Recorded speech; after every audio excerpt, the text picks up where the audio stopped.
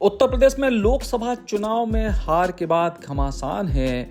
उत्तर प्रदेश में भारतीय जनता पार्टी सीधे तौर पर दो गुटों में बटी नजर आ रही है। एक तरफ उत्तर प्रदेश के मुख्यमंत्री योगी आदित्यनाथ हैं तो दूसरी तरफ हैं उप मुख्यमंत्री केशव प्रसाद मौर्य। संगठन सरकार से बड़ा होता है, जो बयान देके केशव मौर्य ने सीधे तौर पर सरकार पर सवाल खड़े करे हैं।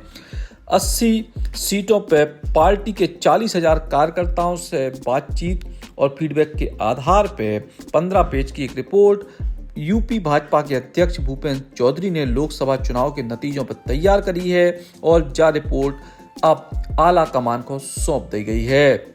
जानकारी के अनुसार रिपोर्ट में कही गई है कि राज्य के सभी 6 क्षेत्र यानी पश्चिमी यूपी, ब्रज, कानपुर, बुंदेलखंड, अवध, गोरखपुर और काशी क्षेत्र में भाजपा के वोट शेयर में कम से कम 8% की कमी आई।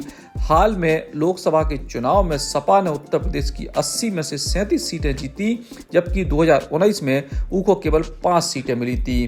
भारतीय जनता पार्टी 62 सीटों से घट के 33 सीटों पे आ गई।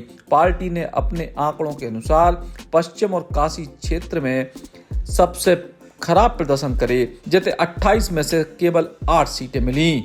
रिपोर्ट में पार्टी के खराब प्रदर्शन के लाने जो कारण बताए गए हैं वे हम आपको बता रहे हैं। रिपोर्ट के मुताबिक प्रदेश में अधिकारियों और प्रशासन की मनमानी, सरकार के प्रति पार्टी कार्यकर्ताओं को असंतोष, पिछले 6 साल में लगातार सरकारी नौकरियों के पेपर लीक हो, राज्य सरकार द्वारा सरकारी नौकरियों में संविदा कर्मियों को भर्ती, सामान्य वर्ग के लोगों को प्राथमिकता मिलने से विपक्ष के आरक्षण खत्म करने जैसे मुद्दे को बल मिले, राजपूत समाज की पार्टी से नाराजगी, संविधान बदलने पर पार्टी के नेताओं द्वारा दिए गए बयान, जल्द टिकट वितरण, 6वें 7वें चरण के मतदान तक कार्यकर्ताओं के जुनून में कमी आवो, सरकारी अधिकारियों में ओल्ड पेंशन मुद्दा हावी रहो, अग्निवीर को ई चुनाव को बड़ो मुद्दा बनबो, निचले स्तर पर चुनावी अधिकारियों के द्वारा बीजेपी के कोर मतदाताओं को वोटर लिस्ट में नाम काटे जाबो और संगई ई चुनाव में गैर यादव, ओबीसी यानी कुर्मी, कोरी, मौर्य, शाक्य और लोधी जातियों के बीजेपी को मिलने वाले वोट प्रतिशत में